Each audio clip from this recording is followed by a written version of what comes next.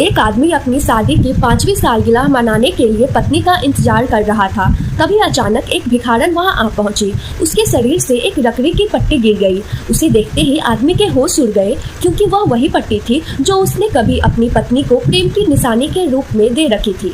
इससे पहले कि वह कुछ समझ पाता, उस महिला ने अपनी उंगली उसके माथे पे रख दी। वह दोनों के बीच एक खास इशारा था जिसे सिर्फ वे दोनों जानते थे।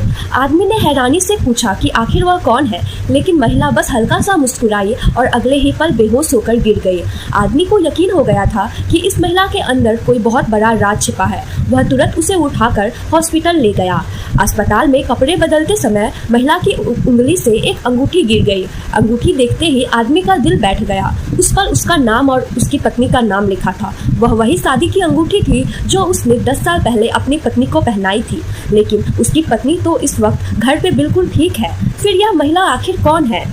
डॉक्टर ने बताया कि महिला की हालत बेहद खराब है। गले पे चोट लगने से वह अब सामान्य रूप से बोल नहीं सकती है। उसकी उंगलियां भी बहुत बुरी तरह बिगड़ चुकी थी।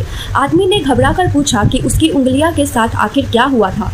डॉक्टर ने बताया कि उसके 10 नाखून बिना किसी बेहोशी के दवा के जबरन उखाड़ गए थे। ठीक से इलाज न मिलने के कारण उसकी उंगलियां अब विकृत हो चुकी है। आखिर उसके साथ ऐसा किसने किया? आदमी ने उस महिला को सुरक्षित रखने के लिए अपनी हवेली में ले गया। महिला का चेहरा पूरी तरह खराब हो चुका था।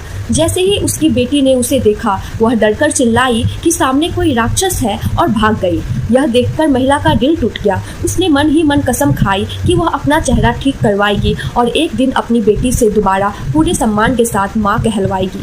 तभी नकली पत्नी वहां आ पहुंची। उसने तुरंत नौकरों को आदेश दिया कि इस बदसूरत औरत को हवेली से बाहर निकाल दिया जाए। उसी समय आदमी घर लौट आया और उसने तुरंत सबको रोक दिया। उसने साफ कह दिया कि उसकी अनुमति के बिना कोई भी इस महिला को हाथ नहीं लगा।